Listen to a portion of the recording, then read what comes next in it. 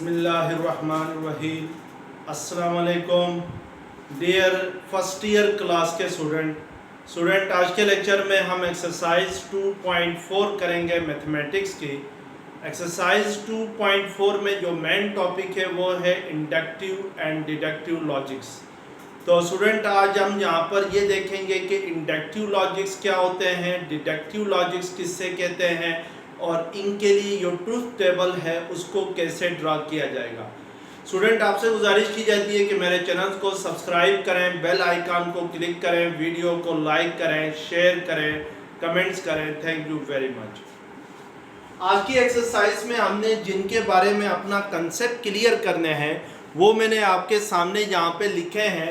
तो हम one by one इनका कंसेप्ट क्लियर करेंगे। तो सबसे पहले हम यहाँ पे ये देखेंगे कि अरिस्टोटेलियन लॉजिक्स क्या होती है। सेकंड हमारे पास जो टॉपिक होगा वो ये होगा कि नॉन अरिस्टोटेलियन लॉजिक्स किससे कहते हैं। थर्ड हमारे पास टॉपिक है that is symbolic logics. In other words आप कह सकते हैं कि लॉजिकल सिंबल्स क्या होते हैं। ये लॉजिकल सिंबल्स जो हैं जो ट्रूथ टेबल को ड्रा करने में हमारी मदद करते हैं। फोर्थ हमारे पास जो टॉपिक है that is called negation statement. Negation statement क्या होती है और इसके लिए ट्रूथ टेबल कैसे ड्रा किया जाएगा ये हम देखेंगे। फिफ्थ हमारे पास जो टॉपिक है that is called conjunction statement है। और इसके बाद सिक्स्थ टॉपिक है डिसजंक्शन स्टेटमेंट क्या होती है। और सेवंथ टॉपिक हमारे पास होगा कंडीशनल स्टेटमेंट क्या होती है। और एट्थ टॉपिक जो हमने यहाँ पर आज पढ़ना है that is called biconditional statement, यानी बाई कंडीशनल स्टेटमेंट क्या होती है। नाइन्थ टॉपिक में स्टूडेंट हम कुछ डेफिनेशनें पढ़ेंगे। टोटोलॉजीज किससे कहते हैं, एब्सोल्यूटिटी किससे कहते हैं और कंटिंजेंसी स्टेटमेंट कौन सी स्टेटमेंट्स होती हैं। तो ये तीनों स्टेटमेंट्स की हम क्या देखेंगे, यहाँ पे डेफिनेशन देखेंगे। तो सबसे पहले स्टूडेंट हम यहाँ पे ये देखते हैं कि इंडक्टिव लॉजिक्स क्या होता है और डिडक्टिव लॉजिक्स क्या होते हैं। तो यहाँ पर मैंने आपके सामने इंडक्टिव लॉजिक्स यानी इंडक्शंस की भी और डिडक्शंस की भी क्या लिखी है, डेफिनेशन लिखी है।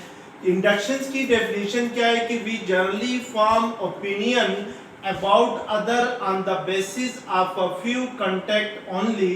This way of drawing conclusion is called induction. इसका मतलब ये है स्टूडेंट कि हम जब दूसरों के बारे में कोई राय बनाते हैं तो वो राय कैसे, यानी कोई ओपिनियन बनाते हैं दूसरों के बारे में, तो वो कैसे बनाते हैं कि कुछ कांटेक्ट उनके साथ होने के बाद, यानी उनके साथ कोई डीलिंग करने के बाद या कोई बिजनेस डील करने के बाद या किसी और हवाले से कोई कांटेक्ट करने के बाद फिर हम दूसरों के बारे में अपनी क्या बनाते हैं, राय बना लेते हैं। इसका मतलब है कि आप एक्सपीरियंस बेस पे कंक्लूजन्स ड्रा करते हैं। जैसे लेट्स सपोज अगर कोई पर्सन जो है वो इंसुलिन का पेनिसिलिन का इंजेक्शन लेता है और उसको रिएक्शन हो जाता है, फौरन रिएक्शन हो जाता है, तो इट मीन्स कि वो ये कंक्लूजन ड्रा करेगा कि वो एलर्जिक है फ्रॉम पेनिसिलिन, यानी पेनिसिलिन से उसकी एलर्जी है। तो अब उसने ये जो कंक्लूजन ड्रा किया है कि वो एलर्जिक है पेनिसिलिन से, ये कैसे ड्रा किया, एक्सपेरिमेंट बेस के ऊपर ड्रा किया। इसी तरीके से साइंस में भी जैसे आपके पास फिजिक्स है, बायोलॉजी है, केमिस्ट्री है, तो आप कोई भी थ्योरी बनाते हैं, कोई भी फार्मूला बनाते हैं तो वो किसी एक्सपेरिमेंट बेस के ऊपर क्या करते हैं, लाई करते हैं और सबसे पहले उसको एक्सपेरिमेंट करते हैं, फिर उसके बाद कंक्लूजन्स ड्रा करते हैं। तो इस तरीके से कंक्लूजन ड्रा करने को हम क्या कहते हैं, इंडक्शन कहते हैं। सेकंड हमारे पास जो लॉजिक है that is called deductive logics, जिसको हम डिडक्शंस कहते हैं। डिडक्शंस क्या होती है, drawing conclusions from premises believed to be true is called deductions. यानी जो प्रीमाइसेस पे यकीन रखकर अगर आप कंक्लूजन ड्रा करते हैं तो फिर ये आपके पास क्या होगी, डिडक्शंस होगी। जैसे लेट्स सपोज अगर आपने किसी डॉक्टर या लॉयर को कंसल्ट करना हो तो पहले आप उस डॉक्टर या लॉयर की जो रेपुटेशन है मार्केट के अंदर, मुआशरे के अंदर, सोसाइटी के अंदर, उसको चेक करेंगे। अगर उसकी रेपुटेशन अच्छी है तो फिर आप अपना जो कंक्लूजन ड्रा करेंगे वो on the basis of premises क्या करेंगे, ड्रा करेंगे, यानी जो वेल फैक्ट नोन थे अबाउट द डॉक्टर और लॉयर मार्केट के अंदर जो उसके बारे में मशहूरी है, उसके बुनियाद पर आप क्या करेंगे, कंक्लूजन ड्रॉ करेंगे। तो इस तरीके से अगर आप कंक्लूजन ड्रॉ करते हैं तो दिस इज कॉल्ड डिडक्शंस कहते हैं। अब हम स्टूडेंट यहाँ पर ये हमारे पास जो फर्स्ट टॉपिक है that is called Aristotelian logics है। तो अरिस्टोटेलियन लॉजिक्स क्या होती है, इसको समझने के लिए पहले आप यहाँ पे ये देखें कि प्रोपोजिशन किससे कहते हैं, यानी प्रोपोजिशंस को डिफाइन करके हम इसको अच्छी तरीके से क्या कर सकते हैं, इसका कंसेप्ट क्लियर कर सकते हैं। तो सबसे पहले हम प्रोपोजिशंस की डेफिनेशन लिखेंगे। प्रोपोजिशंस की डेफिनेशन क्या होती है कि a statement which may be true or false is called proposition। यानी एक ऐसी स्टेटमेंट जो या तो ट्रू हो या फॉल्स हो, यानी ट्रू और फॉल्स के अलावा कुछ ना हो, यानी इन दोनों के बीच में कुछ भी ना हो, तो इसको ऐसी स्टेटमेंट को हम क्या कहते हैं, प्रोपोजिशंस कहते हैं। स्टेटमेंट कहते हैं स्टूडेंट आप जो कोई बयान देते हैं या जो कोई जुमला कहते हैं या कोई पॉलिटिकल लीडर कोई जुमला कहता है तो उसको क्या कहेंगे, स्टेटमेंट कहेंगे, उसका बयान कहेंगे, बयानिया कहेंगे। जैसे मैं लेट्स सपोज एक स्टेटमेंट लिखता हूं कि Ali is living in Lahore, Ali जो है वो लाहौर में रहता है, तो ये एक स्टेटमेंट है। अब ये जो स्टेटमेंट है ये प्रोपोजिशन है, क्योंकि ये या तो सही है या तो गलत है, यानी ये या तो ट्रू है या मैं सच कह रहा हूँ या मैं क्या कह रहा हूँ, झूठ कह रहा हूँ यानी फॉल्स कह रहा हूँ। तो इट मीन्स कि ये जो स्टेटमेंट है ये क्या होगी, प्रोपोजिशन होगी, क्योंकि ये या तो ट्रू हो सकती है या फॉल्स हो सकती है। अब हमने यहाँ पे ये देखना है कि अरिस्टोटेलियन स्टेटमेंट्स क्या है या अरिस्टोटेलियन लॉजिक्स क्या होती है। तो अरिस्टोटेलियन लॉजिक्स क्या होती हैं कि according to Aristotelian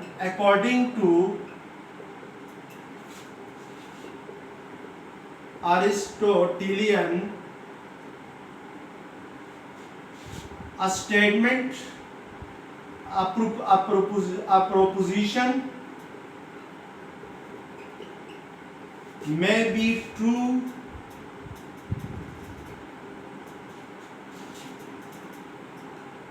or false,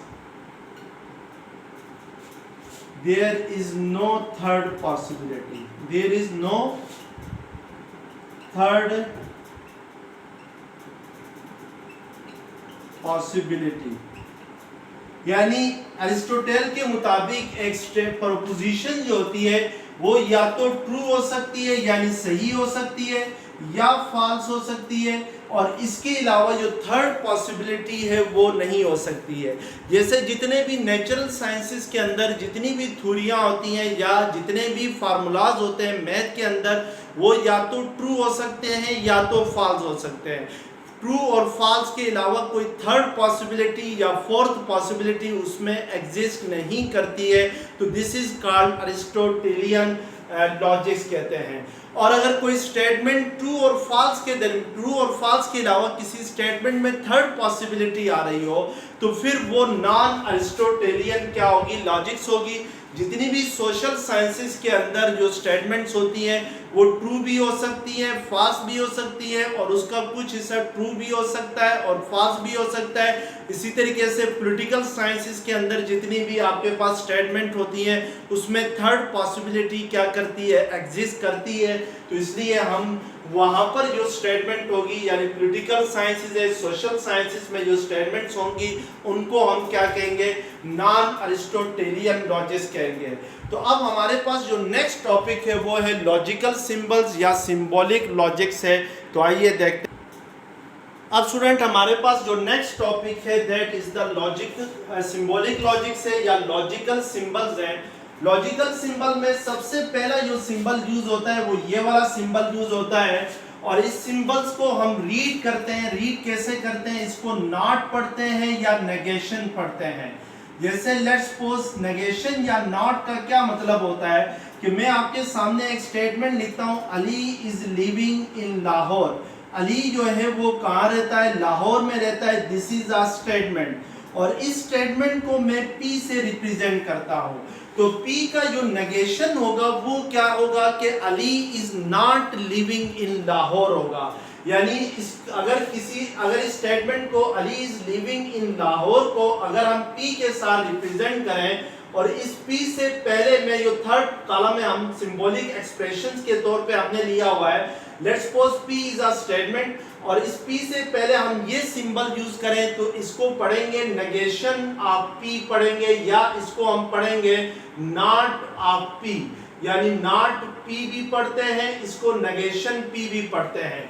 अब आपको पता चलना चाहिए कि लेट्स सपोज P क्या है आपके पास, Ali is living in Lahore, तो नेगेशन ऑफ P क्या होगा, नेगेशन ऑफ P होगा Ali is not living in Lahore होगा, यानी अली जो है वो लाहौर में नहीं रहता है। तो this is the negation of P, Ali is not living in Lahore. तो ये स्टेटमेंट की क्या होगी, नेगेशन होगी।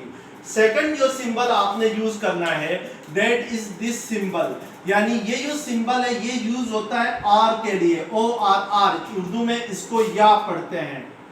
यानी अगर दो स्टेटमेंट्स के दरमियान और की कंडीशन आ जाती है तो उसको हम किस सिंबल से रिप्रेजेंट करेंगे, ये इस सिंबल के साथ रिप्रेजेंट करेंगे। लेट्स सपोज अगर आपके पास दो स्टेटमेंट है, एक स्टेटमेंट को मैं P से रिप्रेजेंट करता हूं, दूसरी स्टेटमेंट को मैं Q से रिप्रेजेंट करता हूं। P और Q के दरमियान ये वाला सिंबल यूज करूं तो इसको हम पढ़ेंगे PRQ, यानी इसको हम क्या पढ़ेंगे, PRQ पढ़ेंगे। जैसे लेट्स सपोज अगर आपके पास कोई से भी दो स्टेटमेंट लेने के 10 इज अ पॉजिटिव, या मैं P is a statement 10 is a positive number, 10 एक पॉजिटिव नंबर है, R 1/3 is a rational number, 1/3 is a rational number. तो अब इसमें दो स्टेटमेंट आपके पास यूज हुई है इस एग्जांपल में। फर्स्ट स्टेटमेंट आपके पास है 10 इज अ पॉजिटिव नंबर है, इसको हम P के साथ रिप्रेजेंट करेंगे, और ये जो कंडीशन R है इसको हम इस सिंबल के साथ रिप्रेजेंट करेंगे। R 1/3 is a rational number, इस स्टेटमेंट को हम किससे रिप्रेजेंट करेंगे, Q से रिप्रेजेंट करेंगे। तो इन दोनों स्टेटमेंट्स के दरमियान कौन सी कंडीशन आ रही है, R की कंडीशन आ रही है। तो अगर दो स्टेटमेंट्स के दरमियान O और R आ रहा हो तो फिर हम उस R की जगह ये वाला सिंबल यूज करते हैं। इसके बाद नेक्स्ट आपके पास सिंबल है, ये वाला सिंबल है, इसको हम पढ़ते हैं एंड। अगर दो स्टेटमेंट्स हैं, लेट्स सपोज एक स्टेटमेंट P है और सेकंड स्टेटमेंट Q है, दोनों के दरमियान अगर ये वाला सिंबल आ रहा हो तो इसको हम पढ़ेंगे P एंड Q पढ़ेंगे। तो इसको सिंबॉलिक एक्सप्रेशन में कैसे पढ़ेंगे, P एंड Q पढ़ेंगे। जैसे फॉर एग्जांपल मैं आपके सामने एक स्टेटमेंट लिखता हूँ 4 is less than 7 and 9 is less than 100। तो इसका मतलब है ये जो फर्स्ट स्टेटमेंट है 4 इज लेस देन 7, इसको मैं P के साथ रिप्रेजेंट करूंगा, और इस एंड को मैं इस सिंबल के साथ रिप्रेजेंट करूंगा, एंड 9 इज लेस देन 100 को मैं किससे रिप्रेजेंट करूंगा, Q से रिप्रेजेंट करूंगा। सॉरी, ये वाला सिंबल होगा 9 इज लेस देन 100 को हम किससे रिप्रेजेंट करेंगे, Q से रिप्रेजेंट करेंगे। तो अब इन दो स्टेटमेंट के दरमियान कौन सी कंडीशन आ गई है, एंड की कंडीशन आ गई है। तो फिर हम ये एंड का सिंबल क्या करेंगे, यहाँ पे यूज करेंगे। इसके बाद दो सिंबल्स हैं स्टूडेंट जिनको हम कहते हैं कंडीशनल स्टेटमेंट्स कहते हैं या कंडीशनल सिंबल्स कहते हैं। फर्स्ट सिंबल आपके पास ये एरो है, इसका मतलब होता है इफ डैश इंप्लाइज, या इसको पढ़ते हैं इफ डैश देन, यानी इसका मतलब होता है लेट्स सपोज अगर आपके पास एक स्टेटमेंट है P, सेकंड स्टेटमेंट है Q, और इन दोनों के दरमियान ये एरो का सिंबल आता है, तो इसका मतलब है if P then Q, if P then Q पढ़ेंगे इसको, या इसको पढ़ेंगे P implies Q पढ़ेंगे, P implies Q। Conditional statement इसलिए कहते हैं इसको कि यहाँ पर इफ आ रहा है, जब भी किसी भी सेंटेंस के अंदर इफ और देन आ जाए तो इट मीन्स के उस सेंटेंस में क्या लगा दी गई है, कंडीशन लगा दी गई है। जैसे आप किसी को कहते हैं कि अगर तुम मेरा ये काम करोगे तो फिर मैं तुम्हारा ये काम करूंगा, तो अब इस जुमले में अगर का लफ्ज आ रहा है, यानी इफ को अगर उर्दू में क्या कहते हैं, अगर कहते हैं। तो अगर में आपने क्या जुमले के अंदर अगर आ जाए तो फिर वो क्या बन जाता है, कंडीशनल स्टेटमेंट बन जाती है या कंडीशनल सेंटेंस बन जाता है। तो इसको हम क्या पढ़ेंगे, इफ पी देन क्यू। अब यहाँ पे स्टूडेंट लास्ट आपके पास सिंबल होगा कंडीशनल स्टेटमेंट का, जिसको हम कहते हैं बाई कंडीशनल भी कहते हैं, यानी एरो को लाइन के दोनों तरफ लगाएंगे तो this is the by conditional statement. इसका मतलब होता है इफ एंड ओनली इफ होता है, इफ एंड ओनली इफ, और इसको शॉर्ट फॉर्म में आप IFF भी लिखते हैं। तो अब इसको लेट्स सपोज अगर दो स्टेटमेंट है, एक स्टेटमेंट P है, सेकंड स्टेटमेंट Q है, तो मैं अगर इन दोनों के दरमियान क्या लगा दूं, इफ एंड ओनली इफ की कंडीशन लगा दूं, तो इसको हम क्या पढ़ेंगे, P if and only if Q, यानी इसको हम क्या पढ़ेंगे, P if and only if Q पढ़ेंगे। और जा इसको हम पढ़ेंगे P is equivalent to Q भी पढ़ सकते हैं, यानी P is equivalent to Q भी हम इसको पढ़ते हैं। तो ये जो सिंबल है इनको यूज करते हुए हम क्या करते हैं कि ट्रूथ टेबल ड्रा करते हैं डिफरेंट लॉजिकल स्टेटमेंट्स के लिए। अब हमारे पास जो थर्ड टॉपिक है that is called negation statement. अब हम यहाँ पे नेगेशन स्टेटमेंट्स के लिए कैसे लॉजिक टेबल ड्रा करते हैं ये सीखेंगे। उसके बाद कंजक्शंस के लिए कैसे लॉजिक टेबल ड्रा करते हैं या ट्रूथ टेबल ड्रा करते हैं, डिसजंक्शन स्टेटमेंट के लिए कैसे ट्रूथ टेबल ड्रा करते हैं। अब नेगेशंस के लिए हमने ट्रूथ टेबल बनाना है। नेगेशंस को हम किस सिंबल के साथ रिप्रेजेंट करते हैं, इस सिंबल के साथ नेगेशंस को हम रिप्रेजेंट करते हैं। लेट्स सपोज मैंने अभी एक स्टेटमेंट ली थी कि Ali is living in Lahore, this is a statement, और इस स्टेटमेंट को हम लेट्स सपोज किससे रिप्रेजेंट करते हैं, P के साथ रिप्रेजेंट करते हैं। तो फिर इसका नेगेशन क्या होगा, यानी नेगेशन ऑफ P क्या होगा कि Ali is not living in Lahore होगा, Ali is not living in Lahore. अब इसके लिए ट्रूथ टेबल बनाते हैं स्टूडेंट, कि ट्रूथ टेबल हमने कैसे बनाना है कि हमने सबसे पहले कॉलम में स्टेटमेंट P लिखनी है और जो सेकंड कॉलम होगा उसमें हमने नेगेशन ऑफ P लिखना है। अब लेट्स सपोज मैं स्टेटमेंट P में कहता हूं कि Ali is living in Lahore, ये ट्रू है, यानी ये ट्रू है, तो इट मींस कि अगर P ट्रू हो तो फिर उसका नेगेशन जो होगा वो हमेशा क्या होगा, फॉल्स होगा। यानी अगर हम ये बात सच मान लें कि अली जो है वो वाकई लाहौर में रहता है, तो फिर इसका नेगेशन क्या होगा, Ali is not living in Lahore, ये क्या हो जाएगा, ये फॉल्स हो जाएगा। तो इट मींस कि P के नीचे हम क्या लिखेंगे, ट्रू लिखेंगे, तो फिर इसके नेगेशन में हम क्या लिखेंगे, फॉल्स लिखेंगे। लेट्स सपोज अगर इसके नेगेशन को हम ट्रू मान लें, यानी हम कहें कि negation of P is true, कि Ali is not living in Lahore, ये ट्रू है, यानी ये बात सही है, तो फिर इसका जो P होगा, जो स्टेटमेंट P होगी वो क्या होगी, फॉल्स होगी। तो this is the truth table for the negation, यानी ये आपके पास ट्रूथ टेबल होगा नेगेशंस के लिए। अब आपने याद रखना है कि अगर कोई स्टेटमेंट ट्रू हो तो उसका नेगेशन फॉल्स होगा, और अगर कोई स्टेटमेंट फॉल्स हो तो फिर उसका नेगेशन हमेशा क्या होगा, ट्रू होगा। तो अब हम नेक्स्ट स्टेटमेंट के लिए क्या ड्रा करते हैं, ट्रूथ टेबल ड्रा करते हैं, which is conjunction. Next statement हमारे पास एक कंजंक्शन है। तो आइए देखते हैं कंजंक्शंस क्या होती है। कि अगर दो स्टेटमेंट्स हैं, लेट्स सपोज एक स्टेटमेंट P है, सेकंड स्टेटमेंट Q है, और अगर इन दोनों के दरमियान एंड की कंडीशन आ रही है, तो फिर ये जो आपके पास सिंबल था ये किसके लिए था, ये एंड का सिंबल था। तो अगर दो स्टेटमेंट्स के दरमियान एंड का सिंबल आ रहा हो तो दिस इज कॉल्ड कंजंक्शंस। अब हम इसके लिए ट्रूथ टेबल बनाते हैं कंजंक्शंस के लिए। तो हमने सबसे पहले कॉलम में P लेना है, सेकंड कॉलम में हमने क्यू लेना है और थर्ड कॉलम में हमने क्या लेना है, कंजंक्शन स्टेटमेंट लेनी है, यानी P एंड Q लेनी है।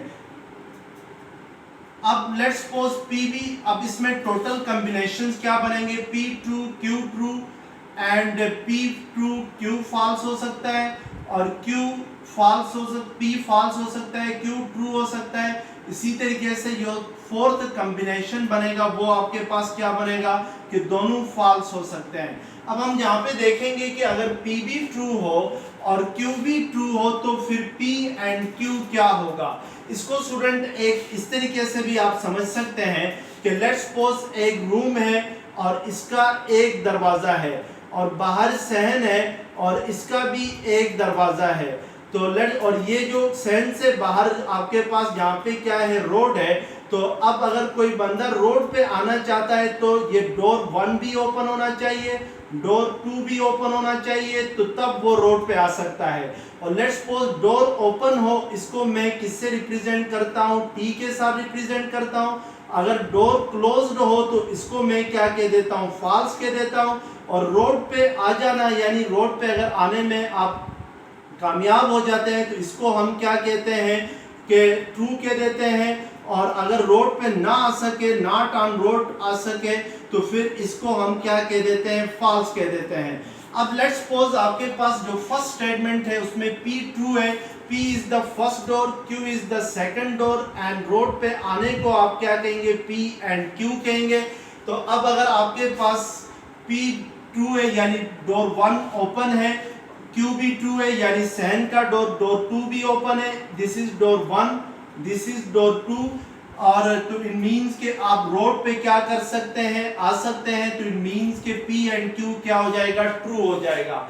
इसी तरीके से सेकंड आपके पास कॉम्बिनेशन है कि P is true, it means के P जो डोर 1 है वो ओपन है, Q is false, it means के डोर 2 क्या है आपके पास, क्लोज्ड है, यानी क्लोज को हमने फॉल्स के साथ रिप्रेजेंट किया है। तो इट मींस के आप फिर रोड पे नहीं आ सकेंगे, क्योंकि जब ये दोनों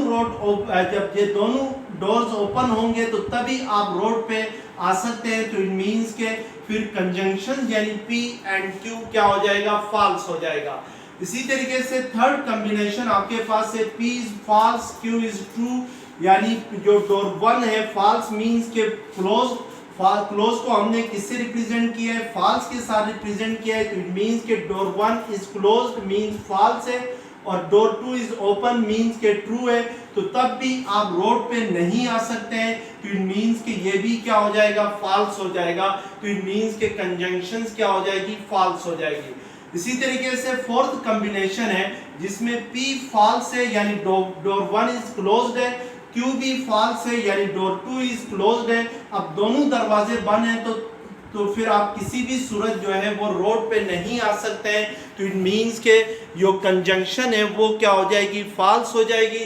तो इसका मतलब है कि कंजंक्शन स्टेटमेंट जो है वो एक ही सूरत में ट्रू होती है जब उसकी सारी इनपुट्स क्या हो, ट्रू हो। जैसे यहाँ पर दो इनपुट्स हमने ली थी, P और Q ली थी। जब दोनों इनपुट्स ट्रू थी तो कंजंक्शंस ट्रू थी। अगर दोनों में से कोई एक भी फॉल्स है तो फिर कंजंक्शन क्या हो रही है, फॉल्स हो रही है। तो इट मींस कि हम कह सकते हैं कि कोई भी कंजंक्शन स्टेटमेंट जो है वो तभी ट्रू हो सकती है जब उसकी सारी इनपुट्स क्या हो, ट्रू हो। तो तब हम कह सकते हैं कि कंजंक्शन स्टेटमेंट क्या होगी, ट्रू होगी। अब स्टूडेंट नेक्स्ट हमारे पास टॉपिक है 6th topic that is called disjunction statement.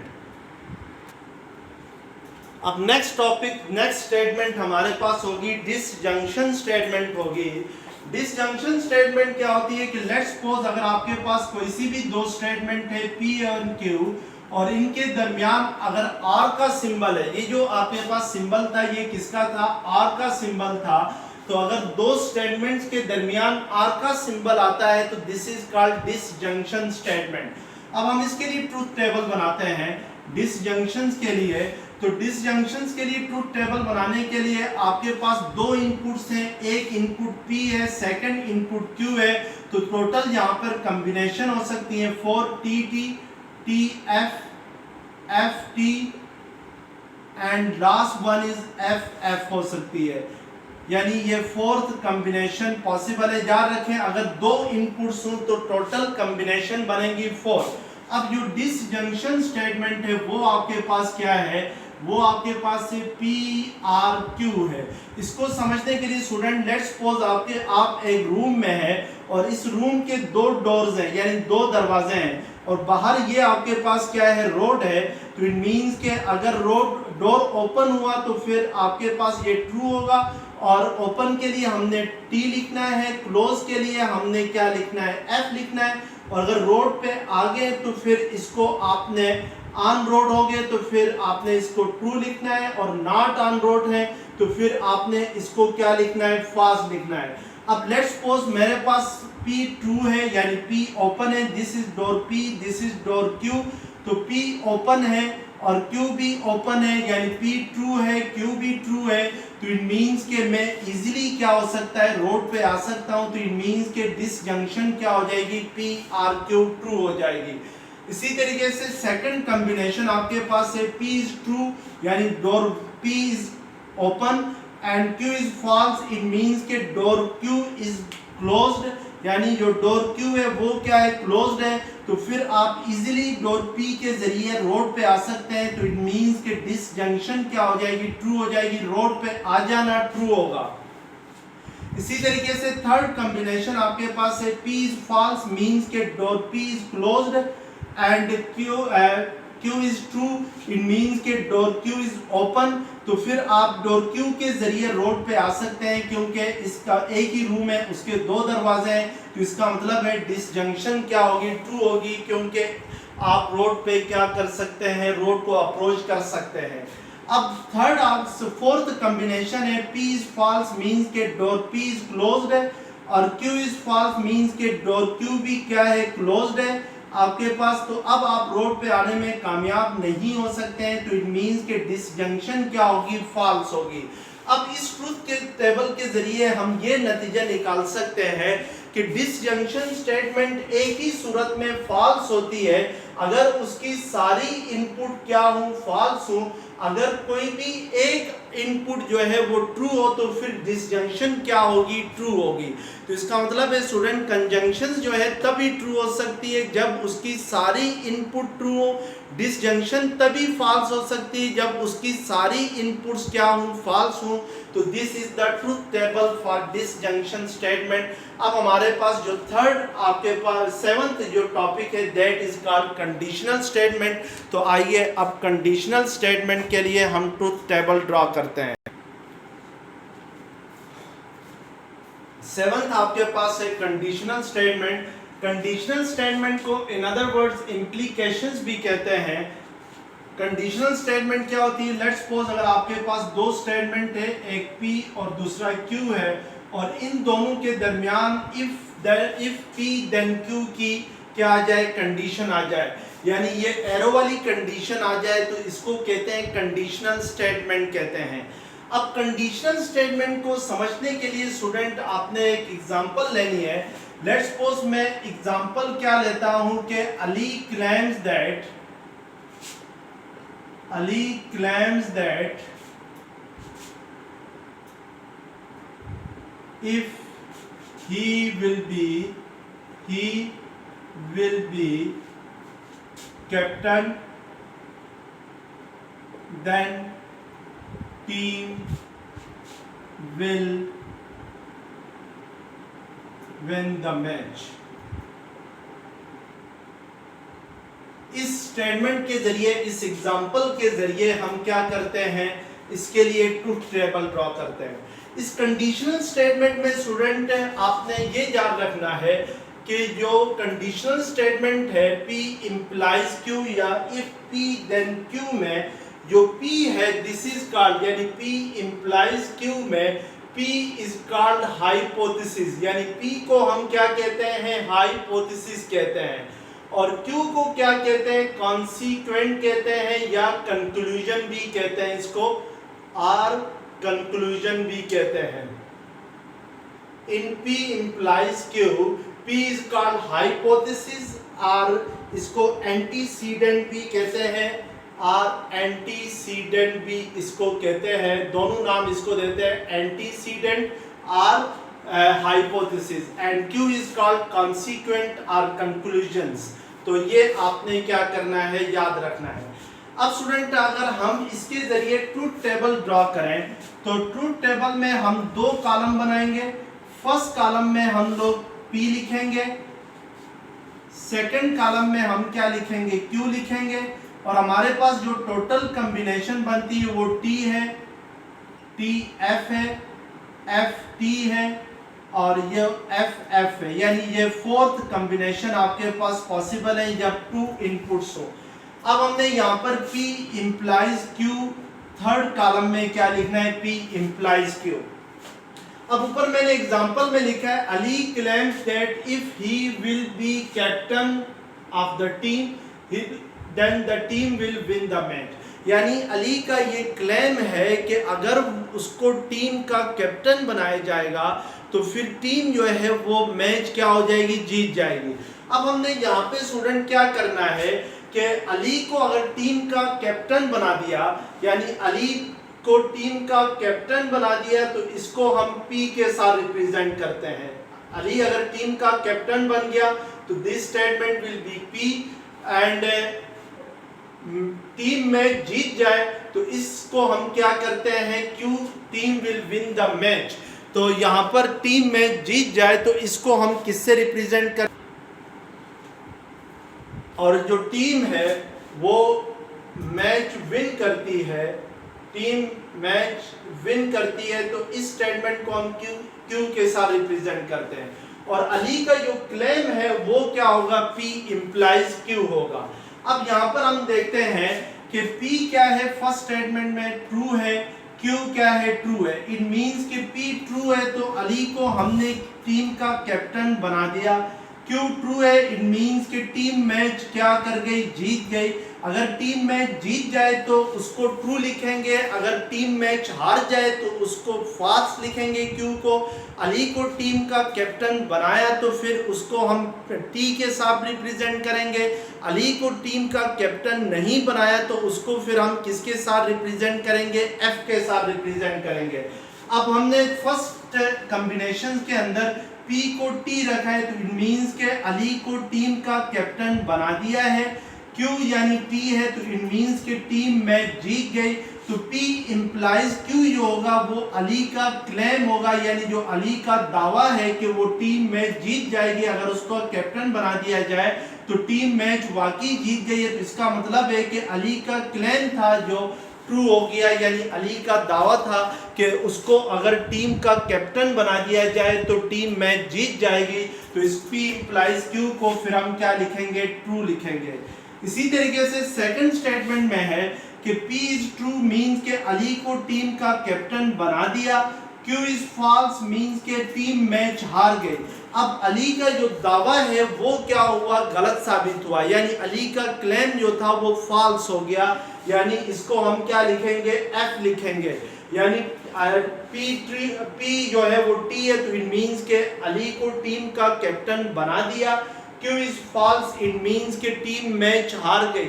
अब जो अली के क्लेम के बारे में आप क्या कहोगे कि अली का जो क्लेम था वो ये था कि मुझे अगर टीम का कैप्टन बना दिया जाए तो टीम मैच जीत जाएगी। तो हमने अली को टीम का कैप्टन बना दिया, टीम मैच हार गई। तो इसका मतलब है कि अली का क्लेम क्या था, वो गलत था कि उसको टीम का कैप्टन बना दिया जाए तो टीम मैच जीत जाएगी। थर्ड कॉम्बिनेशन आपके पास है P is F, it means के अली को टीम का कैप्टन हमने नहीं बनाया, यानी Ali is not captain of the team. इसको हम किससे रिप्रेजेंट करेंगे, F के साथ रिप्रेजेंट करेंगे। Q is ट्रू और टीम मैच हार गई। अब हम अली के क्लेम के बारे में ये नहीं कह सकते हैं कि अली का जो क्लेम था वो गलत था। ये बात याद रखें स्टूडेंट कि किसी भी बंदे की या किसी पर्सन्स की किसी बात को आप तब रिजेक्ट कर सकते हैं, तब फॉल्स कह सकते हैं जब आपके पास जस्टिफाई करने के लिए जस्टिफिकेशंस हो, यानी उसको फॉल्स साबित करने के लिए, उसको गलत साबित करने के लिए जस्टिफिकेशंस हो। आप अगर किसी बंदे को विदाउट जस्टिफिकेशन जो है वो कभी भी गलत नहीं कह सकते हैं। अब इस कॉम्बिनेशन में क्या है, P फॉल्स है, Q क्या है, ट्रू है। इसका मतलब है कि टीम अली को टीम का कैप्टन नहीं बनाया है, लेकिन टीम मैच जीत गई। तो इससे ये बात साबित नहीं होती है कि जो अली का दावा था, यानी जो अली का क्लेम था कि अगर उसको टीम का कैप्टन बना दिया जाए तो टीम मैच जीत जाएगी, तो इससे ये बात साबित नहीं होती है कि अली का क्लेम जो है वो फॉल्स है। तो इसका मतलब है कि हम अली के क्लेम को क्या मानेंगे, ट्रू मानेंगे।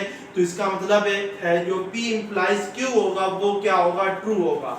अब लास्ट कॉम्बिनेशन है एफ एफ है, यानी एफ पी एफ है, क्यू भी एफ है। इट मींस कि पी एफ है का क्या मतलब है कि अली को टीम का कैप्टन नहीं बनाया, और क्यू एफ मींस कि टीम मैच हार गई।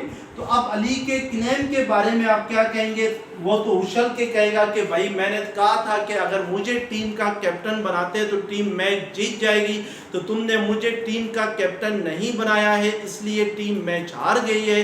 तो अली का क्लेम क्या होगा, सच साबित होगा। तो इसलिए हम P इंप्लाइज Q को क्या लिखेंगे, ट्रू लिखेंगे।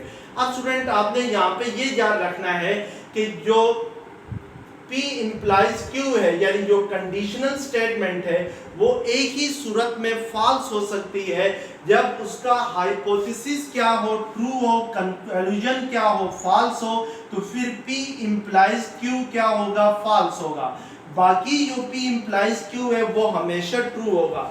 यानी P इंप्लाइज Q में P क्या कहलाता है, हाइपोथेसिस कहलाता है, Q क्या कहलाता है, कंक्लूजन कहलाता है। अगर किसी स्टेटमेंट के अंदर जो P है वो फॉल्स है, P क्या है, फॉल्स है, और Q जो है वो क्या है, ट्रू है, यानी कंक्लूजन ट्रू है, तो फिर P इंप्लाइज Q क्या होगी, फॉल्स होगी। बाकी सारी सूरतों में आपके पास ये क्या नहीं, सॉरी, P ट्रू है, P क्या है, ट्रू है, Q क्या है, फॉल्स है, तो फिर P इंप्लाइज Q क्या होगी, फॉल्स होगी। अदरवाइज ये स्टेटमेंट क्या होगी, ट्रू होगी। तो इसका मतलब यह है कि कंडीशनल स्टेटमेंट के अंदर जो है, कंडीशनल स्टेटमेंट जो है वो एक ही सूरत में जो है वो फॉल्स हो सकती है जब उसका हाइपोथेसिस ट्रू हो, कंक्लूजन फॉल्स हो, तो फिर कंडीशनल स्टेटमेंट फॉल्स होगी। अदरवाइज कंडीशनल स्टेटमेंट क्या होगी, आपके पास ट्रू होगी। तो नेक्स्ट हमारे पास जो स्टेटमेंट है that is called biconditional statement. तो बाई कंडीशनल स्टेटमेंट क्या होती है, ये हमने यहाँ पर देखना है।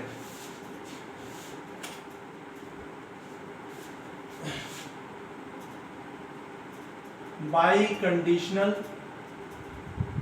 स्टेटमेंट,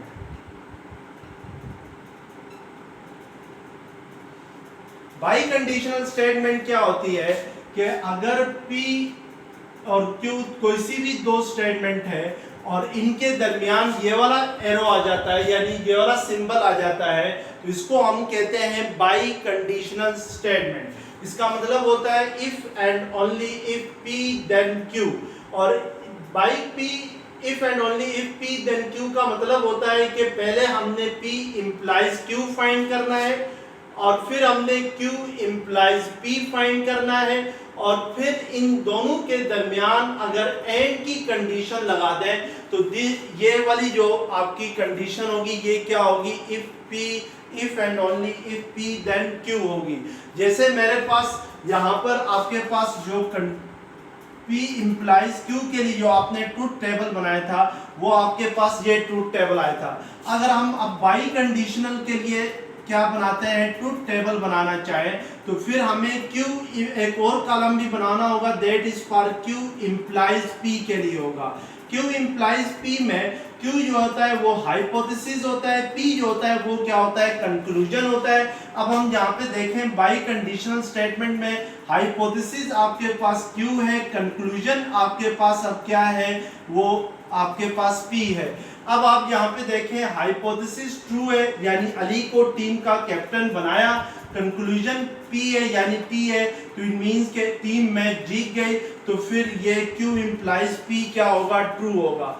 और थर्ड है हाइपोथेसिस फॉल्स है, यानी आपके पास Q क्या है, F है, कंक्लूजन ट्रू है, यानी Q F है मींस के अली को टीम का कैप्टन नहीं बनाया, टीम मैच जीत गई।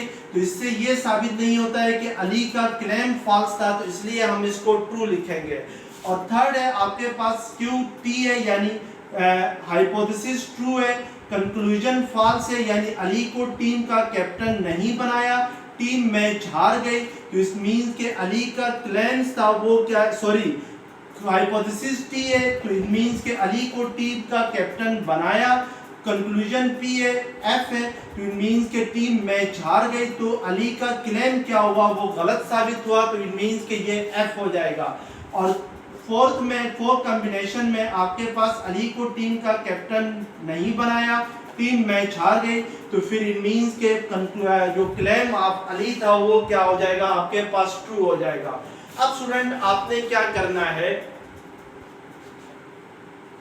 कि P if and only if Q find करना है, यानी P if and only if Q find करना है, विच इज बाय डेफिनेशन किसके इक्वल होती है, P implies Q and Q implies P के इक्वल होती है। यानी आपने P इंप्लाइज Q और Q इंप्लाइज P में एंड की कंडीशन लेनी है, तो वो if and only if P then Q हो जाएगी। अब हमने इन दोनों स्टेटमेंट में क्या लेनी है, एंड की कंडीशन लेनी है। और ये एंड की कंडीशन लेने में ये देखें, first statement P implies Q true है, Q इंप्लाइज P भी ट्रू है, तो इट मींस के इन दोनों में एंड लेना है, तो एंड क्या हो जाएगा, ट्रू हो जाएगा।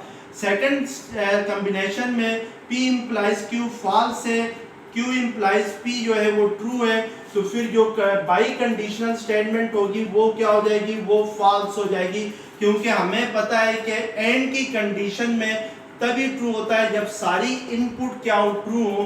तो थर्ड कॉम्बिनेशन में ये T है, ये F है, तो एंड क्या हो जाएगा, फॉल्स हो जाएगा। और लास्ट कॉम्बिनेशन में ये भी T है, ये भी T है, तो इट मींस कि ये भी क्या हो जाएगा, ट्रू हो जाएगा।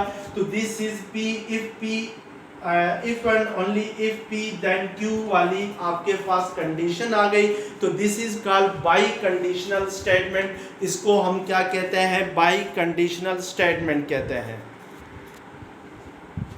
अब हम कंडीशनल स्टेटमेंट से रिलेटेड कुछ डेफिनेशन है यहाँ पे देखेंगे। सबसे पहले हम यहाँ पे ये देखेंगे कन्वर्स किससे कहते हैं, इनवर्स क्या होता है और कंट्रापॉजिटिव क्या होता है। लेट आपके पास एक स्टेटमेंट है P इंप्लाइज Q, तो हम सबसे पहले इसका कन्वर्स लिखते हैं। तो converse of P implies Q क्या होगा कि Q implies P is called converse of P implies Q होगा। यानी अगर मैं P और Q को इंटरचेंज करूं, यानी P इंप्लाइज Q में मैं Q इंप्लाइज P कर दूं, तो this is called converse of P implies Q होगा। इसी तरीके से नेक्स्ट आपके पास है इनवर्स की डेफिनेशन। इनवर्स क्या होगा, negation of P implies negation of Q is called inverse of P implies Q।